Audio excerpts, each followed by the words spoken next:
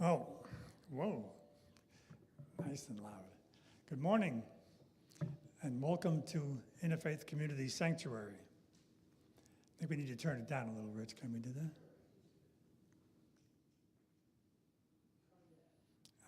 How's that? Better? So good morning to you all, and good morning to everyone out there in cyberspace.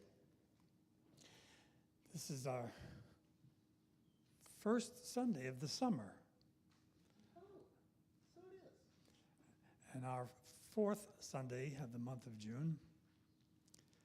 And as such, I want to welcome you all as we join together and seek to deepen our understanding of and our commitment to our discernment for this year, making a home for the mystic heart.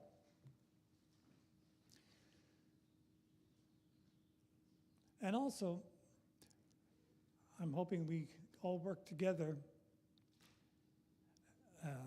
to help one another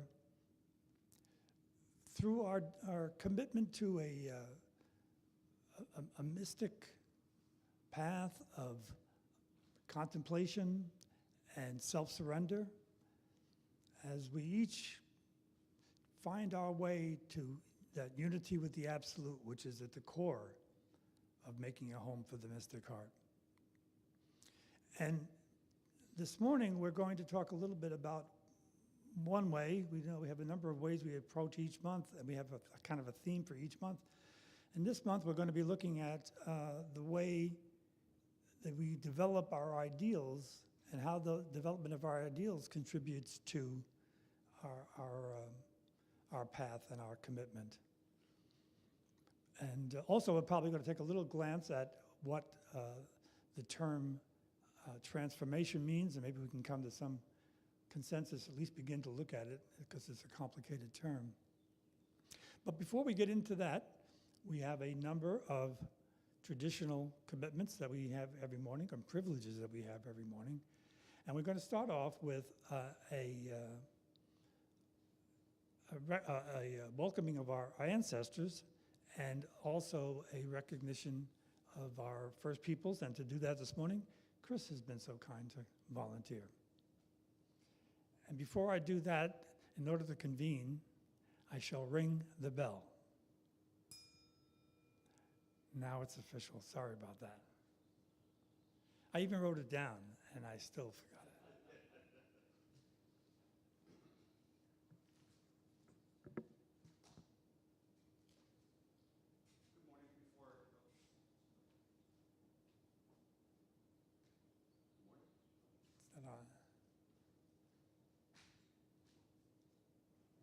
Hello? Okay. So before I offer our opening prayers, I'd like to light our candles, our eternal flames, and maybe if I could just ask for a moment of silence for folks in the room. Thanks. Thank you, Chris. Somebody's thinking.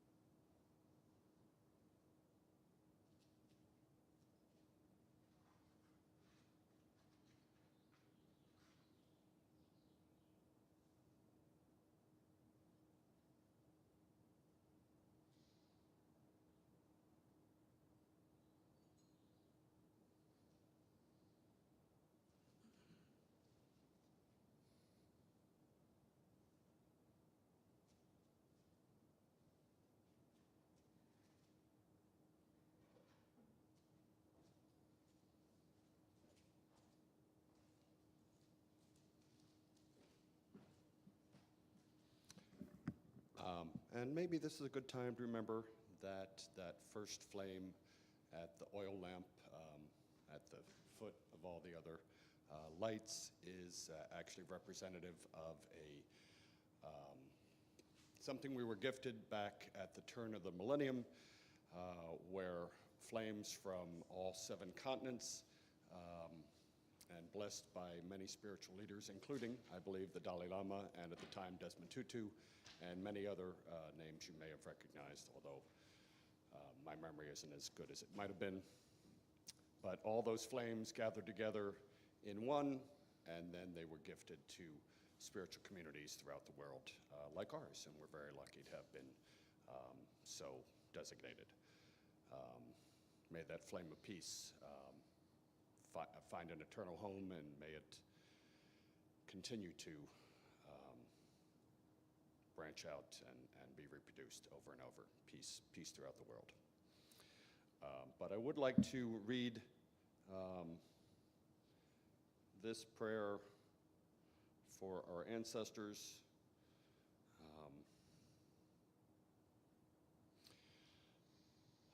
Welcoming them here, welcoming them, all of our physical ancestors, all of our spiritual ancestors, all folks who've helped us find our path, and may this prayer acknowledge that and help it continue. Ancestors' flame within me burn, illuminate my path, let me learn.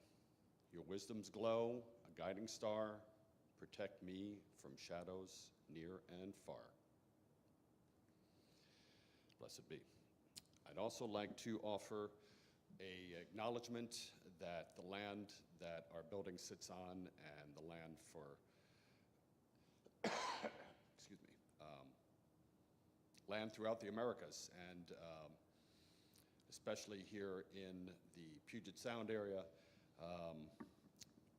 by our native peoples, it's known as the Salish Sea, and Salish is actually the group of communities, nations, tribes, towns. At the time, I'm trying to gather some more knowledge for myself on this issue, reading the indigenous people's history of the United States, and it's very enlightening and also very not so enlightening. But locally, we had many tribes that traveled this land, the Muckleshoot, many places throughout this, including the city of Seattle, named after native peoples. But one of the first peoples from Chief Seattle himself, the tribe was known as the Duwamish, which they also named that river after. Somehow they've been neglected in being acknowledged by the U.S. government. I pray, and I think all of our community does, pray for that acknowledgement and hope that if you do have interest in observing these local native practices, there is a community home, the Longhouse on Marginal Way right off of Harbor Island.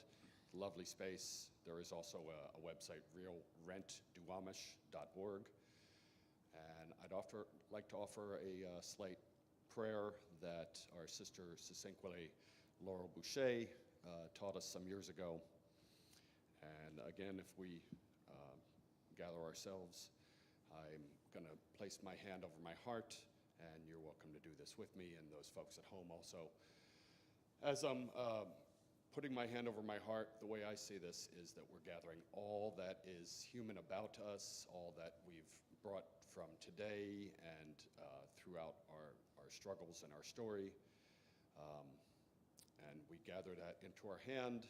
We're going to raise it up to Creator, and hopefully Creator will observe this and then put a gift back into our palm, and we can transfer that back to our heart. As I say that, as I offer that up to Creator, I'm going to say the sacred word, oh, and that just means, it's a prayer that Sisinkwele taught us, and the name, how it relates to this escapes me, unfortunately. But please just gather all of your, placing your hand on your heart, taking a deep breath. Oh! Thank you. Blessed be.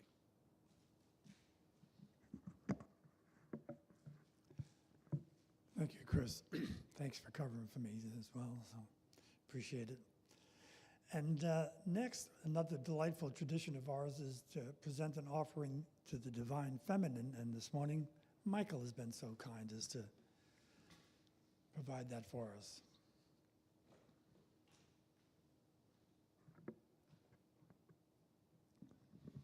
Hello. I didn't know I was going to do this before we sat down, so I didn't have anything prepared. So I'd like us to just do a chant, a mantra to Tara. Tara is a female Buddha in the Tibetan tradition. But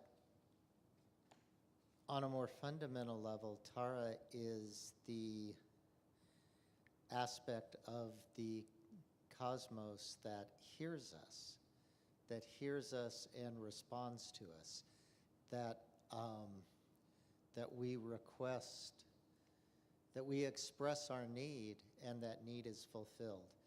And you know, the way that we talk about things and we think about things, it sounds like that's a cause and effect thing. You know, kind of like, it's like, you know, asking for forgiveness, you know. We ask for forgiveness and then God gives us forgiveness. But it doesn't really work like that. You know, us turning to God for forgiveness is the same thing as God responding to us. It's not really two things. When we ask Tara for help, it's not, even though we experience it this way in time, it's not really that we ask for help and Tara hears us and then we receive help. It's all the same moment. It's all the same movement in the universe. So as we invoke Tara, we are actually in that moment receiving the help that we need, even if it takes, you know, some time to work out in our from our perspective. Okay. So most of you probably know this. The words are Om Tarde Tuttarde Turde Swaha. Om Tarde Tuttarde Turde Swaha. Om Tarde Tuttarde Turde Swaha.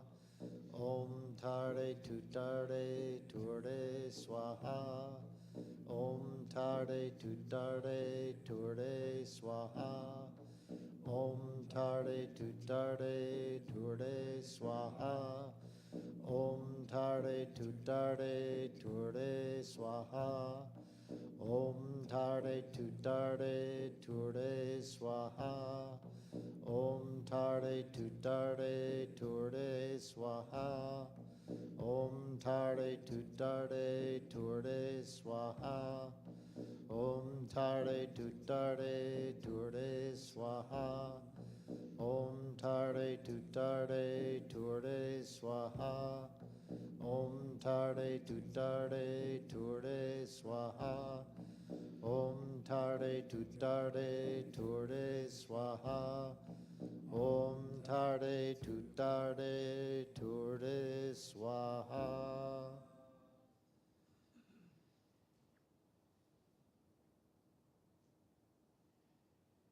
Thank you.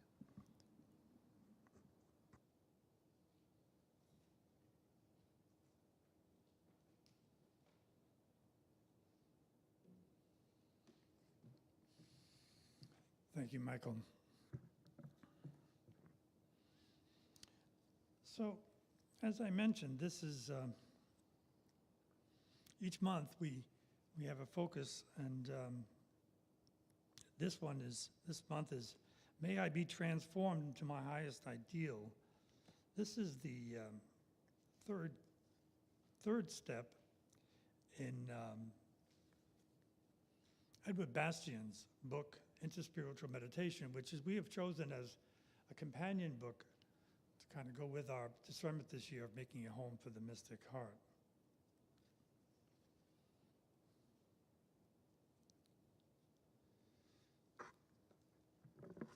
And he starts out, the great hope and promise of our lives is that we may be transformed into our ideal person. So I'm thinking this morning, how does focusing on our ideals help us in making a home for the mystic heart and what is meant by being transformed? So I'd like us to ponder that this morning. I begin each month with this invitation for us all to deepen our understanding of and our commitment to the discernment for the year. And there's really kind of two separate things going on here. One of them is deepening our understanding, which is kind of a, what would you call it, cerebral, an activity of the head and the mind. And then there's the deepening of our commitment. And our commitment as far as making a home for the mystic heart is concerned is a commitment of prayer, contemplation, meditation, and self-surrender. And then there's also implied in making a home for the mystic heart, perhaps, can be seen in two different ways. One would be making a home in anticipation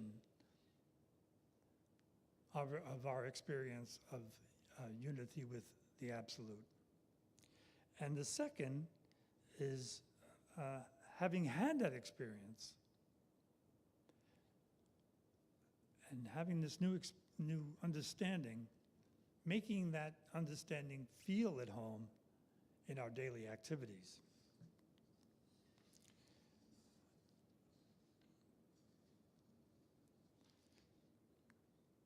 But whether or not we're committed to a mystical path that's implied in our discernment for this year, I'd like to believe that we all like to think that we choose the best spiritual path of our lives given all the options we have available to us. I mean, clearly we're born, when we're born, our parents inculcate us with a certain set of beliefs. We're probably indoctrinated into a certain religion,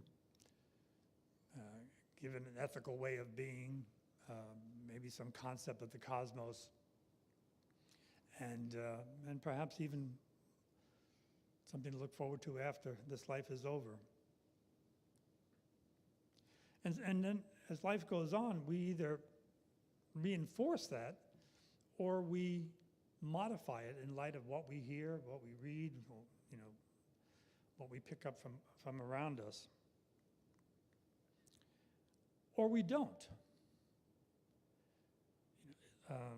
Sometimes we have to really struggle. We have to really struggle to overcome the inherited chauvinism and prejudices that we're all basically being fed when we're young. I like to think that we're all born Homo sapiens, but we have to work. We have to work hard to become human beings. We only have to look around us to see what's going on in the world, the effects of the unexamined life, and those who are not trying to develop their highest ideals, but they're just simply accepting what has been told to them unquestioningly. We hear a lot about the fighting in Gaza and Ukraine, and rightly so. But at last check, believe it or not, there are more than 130 armed conflicts going on in the world right now as we speak. So Homo sapiens are a vicious lot. I mean, they are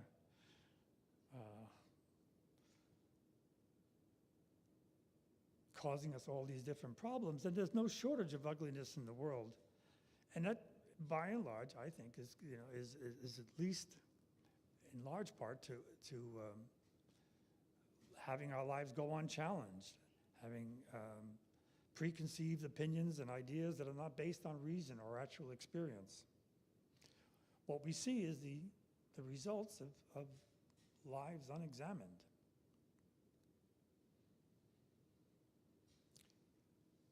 Many of us here who have made this commitment of making a home for the mystic heart are still in the making of stage in our mystic journey.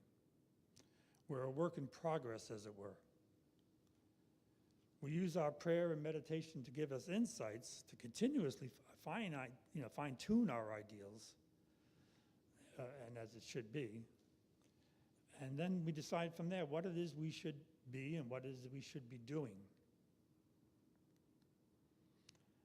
No disrespect intended here, but we've heard in several meetings this month an impressive, passionate quote: "Shatter your ideals on the rock of truth. Let your virtue dissolve in the sea of purity." And I love that when I heard it. And ultimately, that can prove to be extremely good counsel. But for those who are still in the making stage, maybe shattering your ideals might be a bit severe. So at least initially, and I hope you don't take this wrongly, because I mean no disrespect, but what if rather than shattering our ideals on the rock of truth, we consider placing our ideals gently, like articles of clothing on a rock, while we could then go skinny dipping in the sea of purity for our direct perception of reality. Then, when we exit the sea, we can return to receive our garments of self-made ideals. They may still fit. They were, after all, tailor-made by us, for us. Then again, they may not. If they do still fit, we may now have to be prepared to wear them in a substantially different way. But either way, the image of our ideals that we wore before will be tested by our commitment to bathe often and regularly in that sea of purity. And that sea of purity is available to us as prayer, as meditation, as contemplation. And all we can do is try again and again. We can be inspired by others. We hear them speaking. We can read books. We can attend retreats. It's all good. It can all be part of our commitment to our building a home for the mystic heart. But then, and listen for the voice of our own inner wisdom. So let's do that now.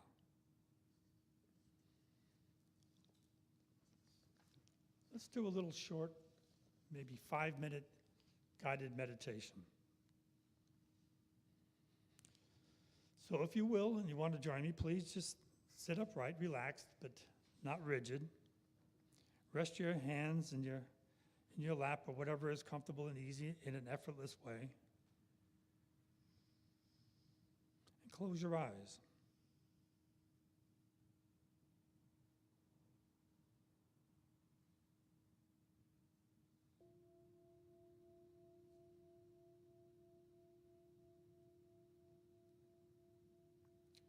Allow your awareness to scan through your body and, wherever possible, soften and release obvious areas of physical tension. You might consciously try to relax the shoulders, soften the hands, relax the jaw.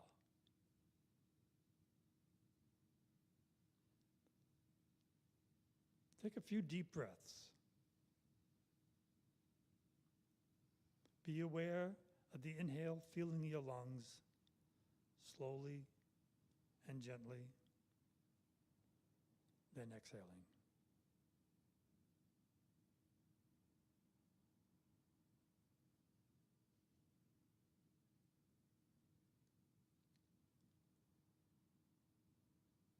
Now, allowing your breath to be natural, notice where you most easily detect the breath. You might feel it as it flows in and out of your nose. You might feel the touch of your breath around your nostrils or your upper lip. Or perhaps you feel the movement of your chest or the rising and falling of your abdomen.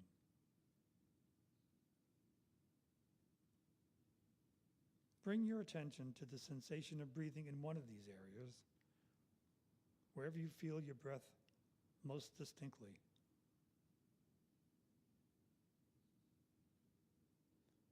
There's no need to control the breath. There is no right way of breathing.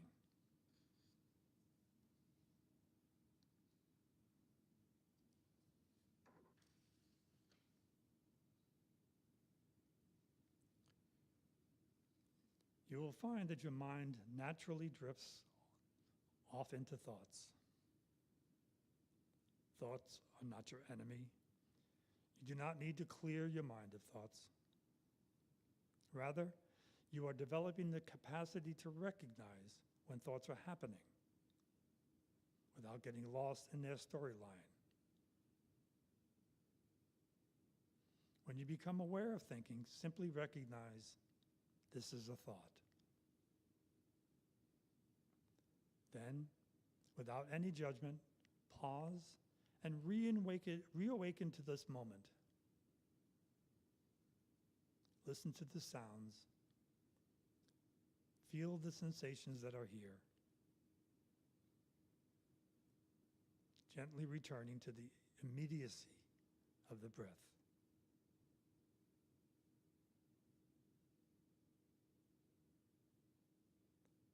Let the breath be home base, a place of presence.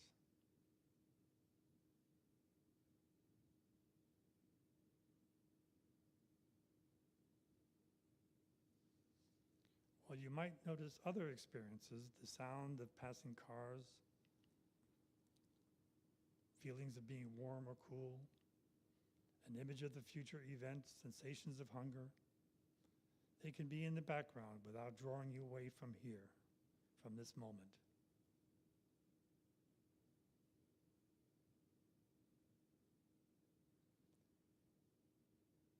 Just listen and feel.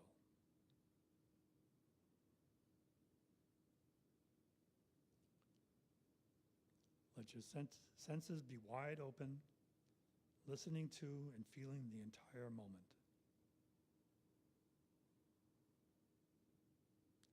Just listen and feel. I'll be quiet.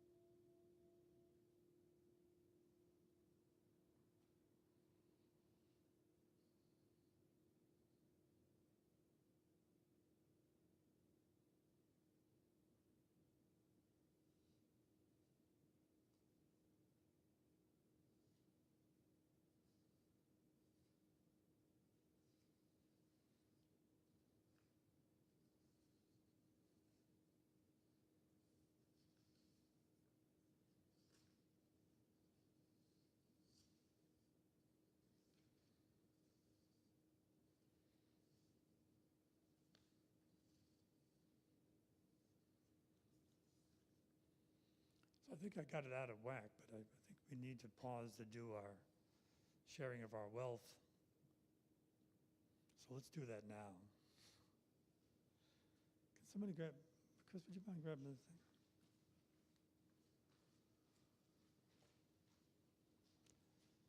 So this is the time in our service, should have planned to do it earlier, but it is the time in our service where we share our wealth. And sure, we share our financial wealth as we pass the basket around, but, and by the way, as we're talking about sharing, we have an opportunity to share at home if you're not here, able to put into the basket.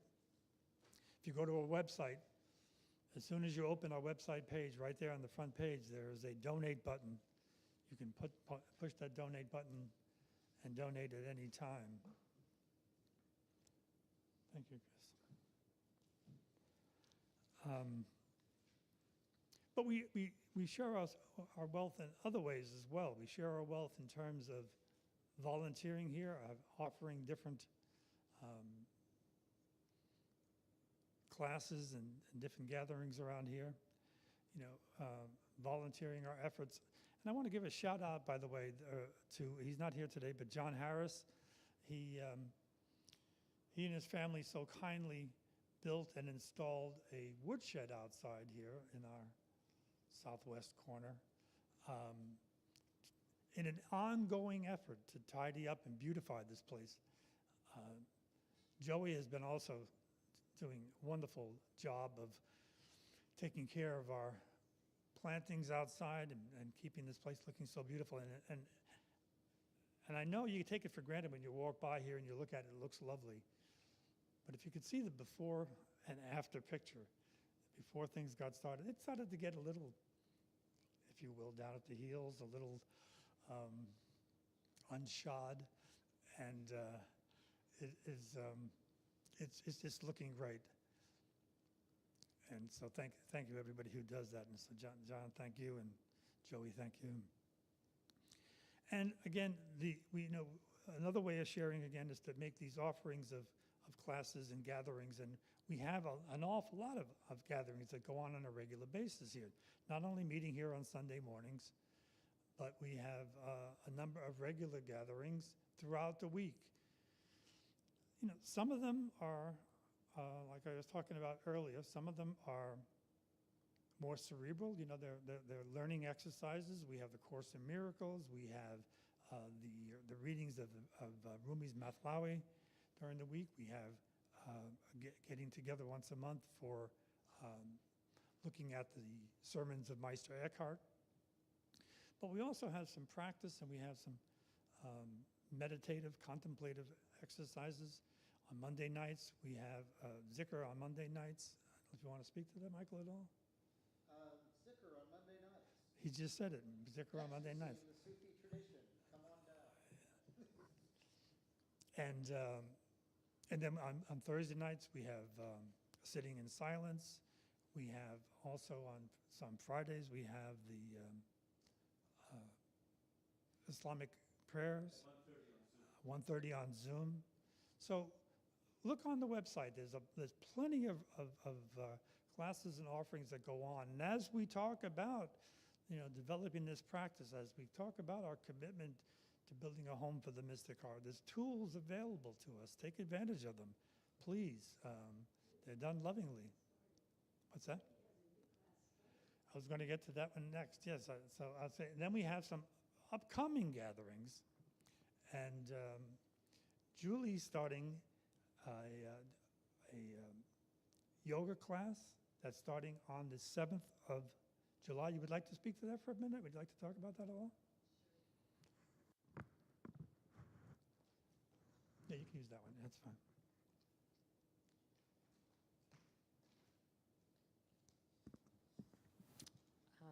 We'll be doing yoga here in the sanctuary from 6 to 7, roughly, and then a gathering afterwards.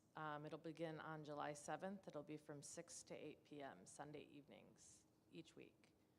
So we'll talk about yoga, how it applies to our life, and maybe incorporate music or sound meditation, And I'm hoping that people will come and co-create the space after the physical practice of yoga. Okay, thanks. You might as well just stay there, because you're going to be coming up soon anyway. You didn't hear me? Oh, you did hear me. Also, this afternoon, there's a gathering.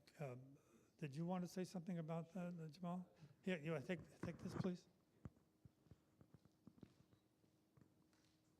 So this afternoon, there's an annual meeting, interfaith meeting at St. Joseph's on Capitol Hill, where people from different traditions will come. And at 2 o'clock it starts, and the theme is healing, extremism, and polarization. And it's not just mere talking. Everybody who's there, anybody can volunteer to lead a workshop in a process called open space technology. So at 2 o'clock today at St. Joseph's, it's a fairly big program.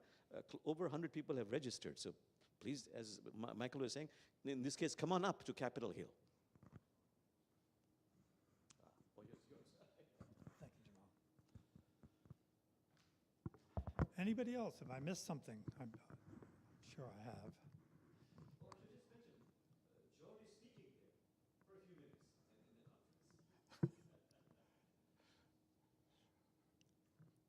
So anyway, if we haven't covered it, please go to our website. In there, Chiaki's done a great job of keeping us updated, and there's always something going on almost every day of the week, and so I invite you to take full advantage of that. So now, we spoke of preparing to make a home for our mystic heart. Let's move now to consider those who have had at least a taste of that mystical encounter. I don't want to sound flip about this, but making a home for the mystic heart can be seen a little bit like one expecting to be a new parent. You might decide to create a nursery in your home, and that nursery will most likely be built out of what other people have told you you will need. Once you actually bring the child home, well, the nursery may look extremely different, but more importantly, it will feel dramatically different as the reality begins to merge with that which you previously imagined. And then it's at this point then that we truly do have to be prepared to have our ideals shattered, to see our virtues dissolved in that sea of purity. The reality is hard to anticipate and difficult to incorporate. But the whole point of having, the whole point of having this mystic heart being made a home for is to have that unity with the divine. But after which, we need to slowly, or perhaps not so slowly, begin to populate our conditioned minds with that new understanding. We have to know how our activities, our relationships, our day-to-day activities are informed by that new knowledge, that new experience. So what we have is an ongoing process of examining the mind, of illuminating it with new understanding.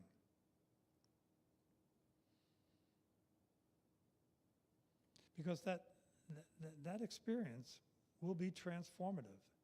It will modify us. It will change us spiritually and emotionally.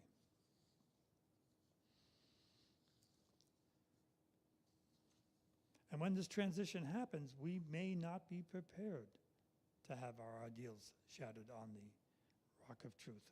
And we may not welcome what we hear. That is why, I use that quote on the cover of our program Caroline Myss, which I really love. You need to be humble enough to fear what your guidance will be and brave enough to say yes. A few weeks ago, we were privileged to have Sister Lucy Curian with us here at Interfaith Community Sanctuary. She came all the way from India. And she shared with us her story of her highest ideal. When she was still a young woman in her teens, she saw herself joining Mother Teresa at the Missionaries of Charity. But upon reflection, she revised her ideals and she joined the Holy Cross's Hope. And if I remember right, she was speaking about a series of unfortunate events and conversations with other people to change her ideals once more. After considerable prayer and consultation, she arrived at a momentous decision. And then with very, very modest means, she decided to create what was to become the Mahia Ashram. Her organization is helping the poorest and most destitute women, children, and men.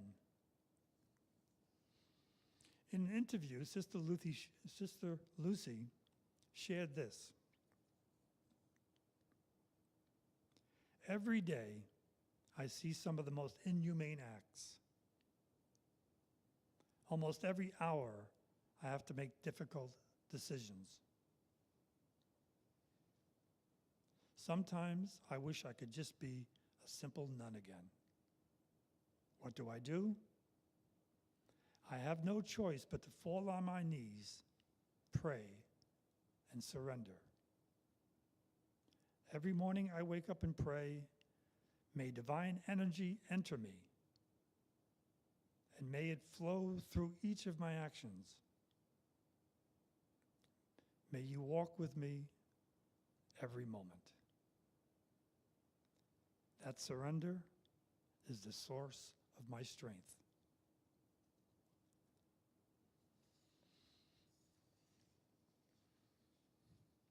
It took a while for Jesus' mother Mary to accept the fact that she was about to give birth to the Christ in her. The gospel says, Mary was greatly troubled at what she heard. But it was not until she submitted, it was not until she accepted her destiny that she was brave enough to say yes, that she was able to reply, I am the Lord's servant. May your word to me be fulfilled. And it was only then that the angel was able to leave her. The mystics tell us that this Theotokos, this birth of Christ nature, Buddha nature, Elohim nature, happens all the time, unceasingly, all around us. But as St. Augustine said, according to Meister Eckhart, what does it avail me that this birth is happening all around if it does not happen in me? Brother Wayne Teasdale, a monk and teacher who was much admired by our Reverend Karen, he says, every one of us is a mystic. We may or may not realize it. We may not even like it. But whether we know it or not, whether we accept it or not, mystical experience is always there, inviting us on a journey of ultimate discovery. We have been given the gift of life in this perplexing world to become who we ultimately are, creatures of boundless love, caring compassion, and wisdom. Existence is a summon to the eternal journey of the sage we all are, if we could only see.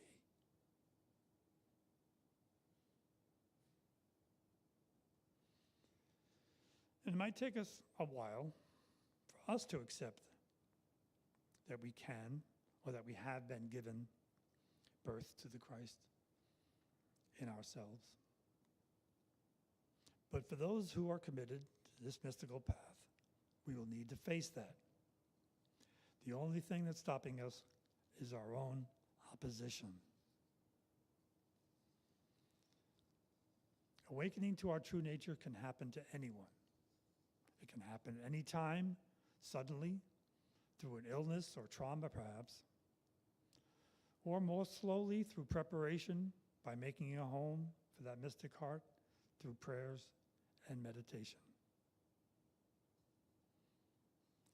It has been said that awakening to our true nature happens by accident.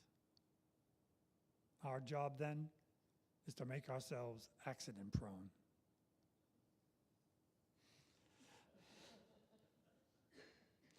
So in preparation, we try each month to introduce a different form of the many types of meditations there are to choose from.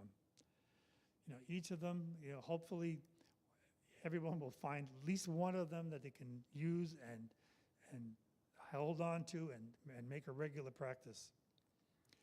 But we've gone through each month so far with a different type of meditative practice. And today, we are pleased and privileged to have Julie Randazzo with us this morning, and she's going to take us through a form. I have no idea what it is, but she's going to provide us with a form of meditation. So take it away, Julie. Thanks, George. So today, I'll be leading us through alternate nostril breathing, Nadi Shodhana. So Nadi means to channel or the flow of energy. Comes from the root word nad or hollow. And Shodhana means purification. So I feel like that was what George just said. It reminds me of finding a place of equanimity, of balance. It's the balance of, we can also relate this to like yin and yang, Shiva and Shakti, ease and effort, and to allow the body, the mental side, and the physical life force energy side to come into balance. So before we start,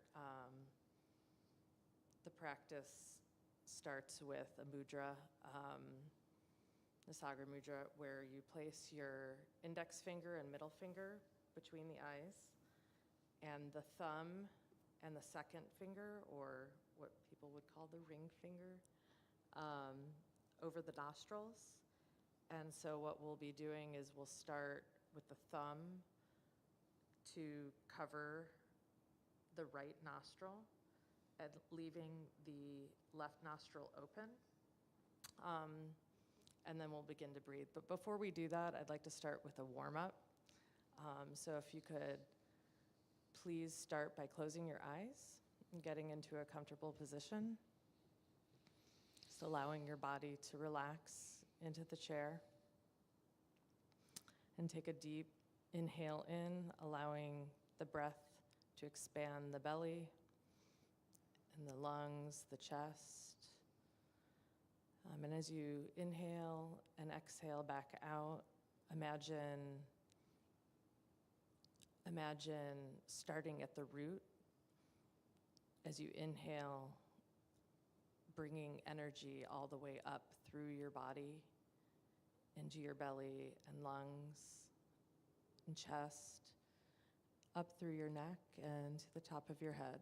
And as you exhale, let that energy flow all the way back down towards your root. Breathe in, allowing it to expand. Exhale all the way back down. Breathe in. And as you exhale, feel a slight contraction of the abdomen and back down towards the root. Inhale in.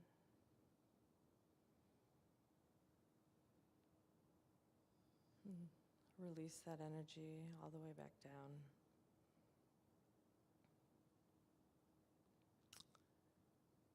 And so we'll place our hands, our fingers in the middle. Close the right nostril and begin to breathe. This is the Ida side, and it means coolness. It brings the ease into the practice. And then exhale through the right nostril, closing the left nostril with the second finger. Inhale through the right. Exhale through the left. Inhale through the left.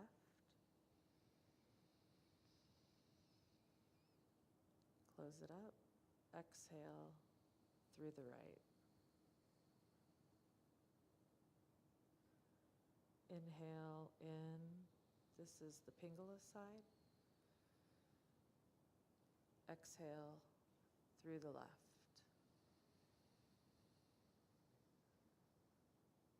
Inhale left, bringing coolness, ease. Exhale right. Inhale right, breathing in vitality and energy, warmth. Exhale left.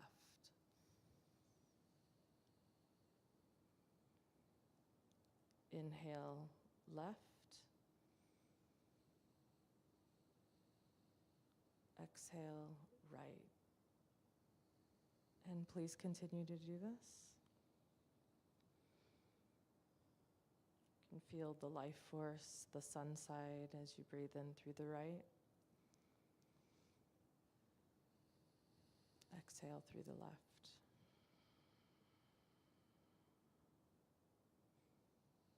We'll do this on our own for a few minutes.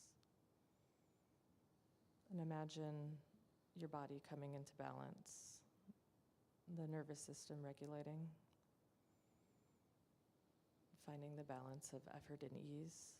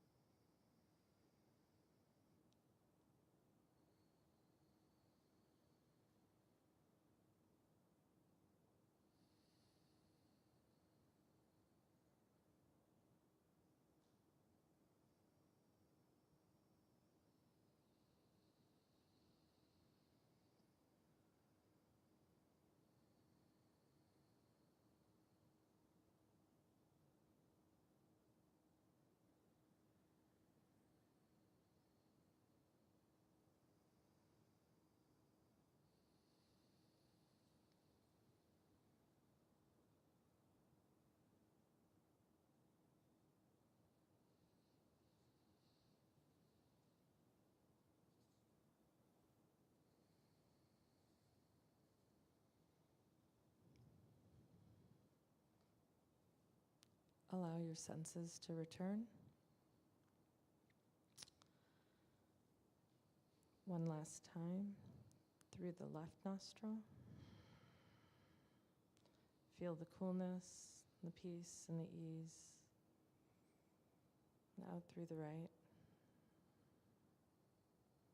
In through the right, feeling the warmth, the life force energy flowing.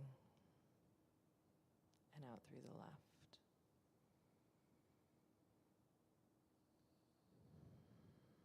Open your eyes.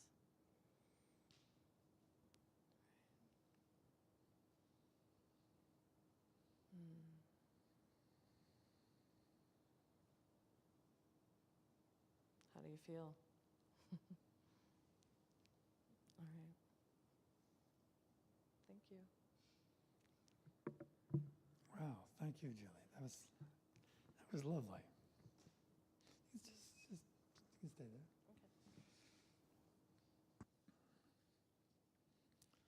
Ooh, a little lightheaded, actually. A little Rocky Mountain High. Yeah, we're gonna. So now we're at a dedication stage of this lovely morning here. So just to reiterate, as you know, it's important to point out that even after we have our mystical experience, it's not a one-time thing, and it's also not the end of the road. The work is not over. Unless we want to become a sannyasa and we want to just sort of put it all down and withdraw from life completely, we have to look at how this new understanding informs our life and changes the way our activities and our behaviors and our relationships take place, and how that affects our new sense of what our ultimate ideals are for ourselves.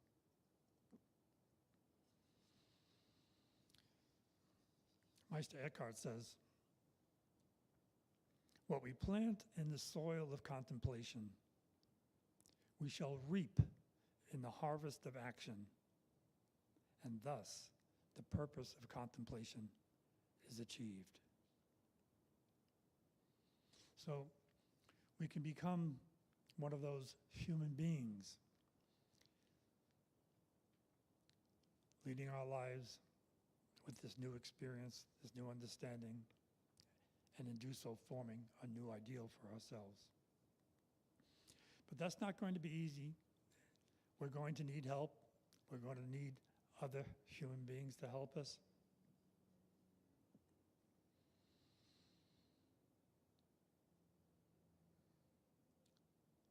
So wherever we are along this so-called spiritual path, it's a matter of continuing to examine our lives, to reinforce and qualify our ideals for ourselves on an ongoing basis. How we can strengthen that ideal, how we can better live up to that ideal, and to be with others who want to do the same. Rumi tells us, "Look carefully around you and recognize the luminosity of souls. Sit beside those who draw you to that." So I sit here now beside you all. Thank you for all of us being on this mystical path. And with that, I say adieu.